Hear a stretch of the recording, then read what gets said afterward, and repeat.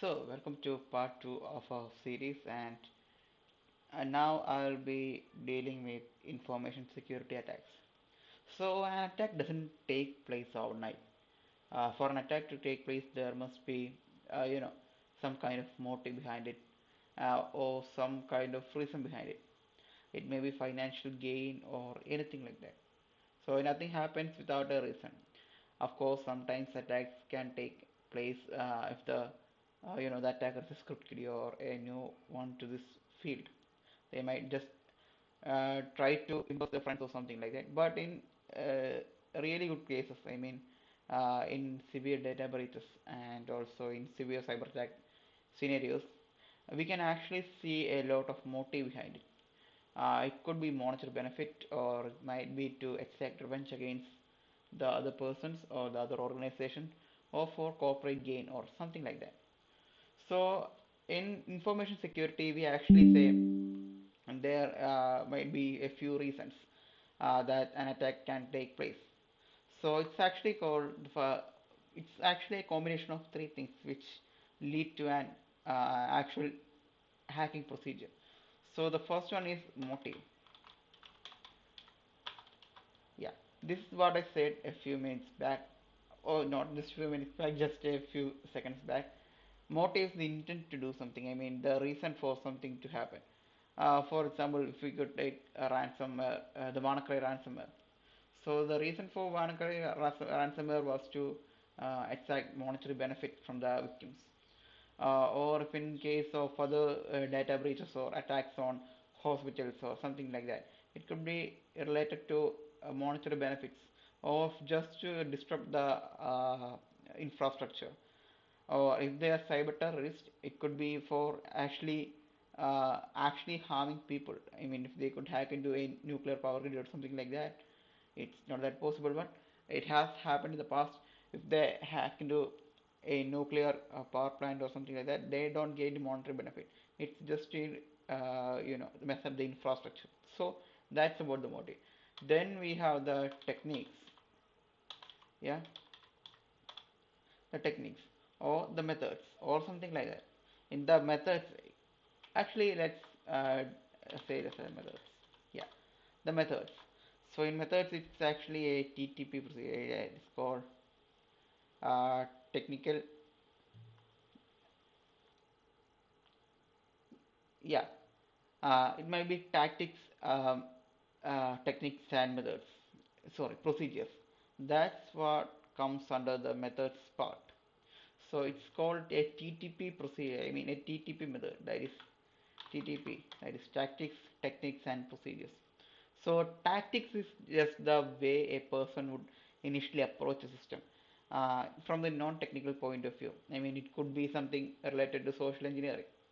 A person might use another legitimate person to actually extract exact details about the organizations or make a friendship with him just to get a personal details about him. That might help him get an initial foothold. So that might be the tactic, or it could be some from another tactic. I mean, uh, you know, more bit technical tactic. Then we have the technique phase. In the technique phase, it's mostly related to the technical side. It could be what kind of attack a person might do. I mean, or what kind of things what they actually need to do. Then the final part is the procedure part. The procedure part, how would they do it? I mean, they combine the tactics and the techniques, and they actually pave a procedure under which they would actually carry out these attacks. So that's the methods part. So we have the motives and the methods and motive and methods. Next we have the vulnerability. So vulnerability is something we have usually seen. It could be something related to the yeah. It could be something related to the software or the hardware or something part from the end user. So if you could take an example, most attacks in medical field actually happen due to vulnerabilities in the legacy systems. So the vulnerability in that area is the outdated systems which are not secure in terms of attacks. So that's a vulnerability there. Or in a organization, it could be a poorly configured network systems, or a poorly configured firewall, or a poorly configured SIM system, or something like that. Or also, if it's in the case of a government website, it could be a bad configuration or a bad code or AS law, something like that.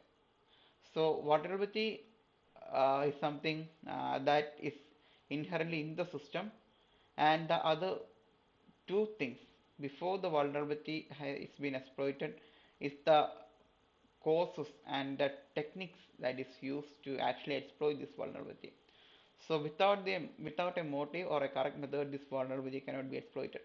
And if there is if there is a motive and there is a method, but there is no visible vulnerability, uh, compromising a system might be possible, but it's not uh, that easy to do, because as we all know, vulnerability could arise from anything.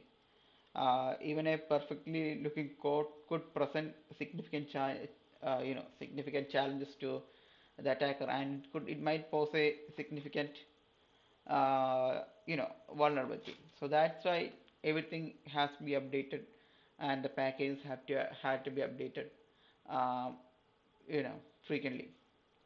Uh, yeah, if I could say something about frequently updating a package, I could usually take about the recent case. That is I think it was an npm. It was an npm vulnerability. I think it was, yeah, this was attack. The supply chain attack, which took 180 plus npm packages were compromised. So yeah, vulnerability can arise at any moment. So the attackers are already ready to look for the opportunity. So they will actually find their tactics or their procedures and wait for the perfect opportunity to find the vulnerability and attack it. So that's about the second part of this, and I'll be back with more. Thank you.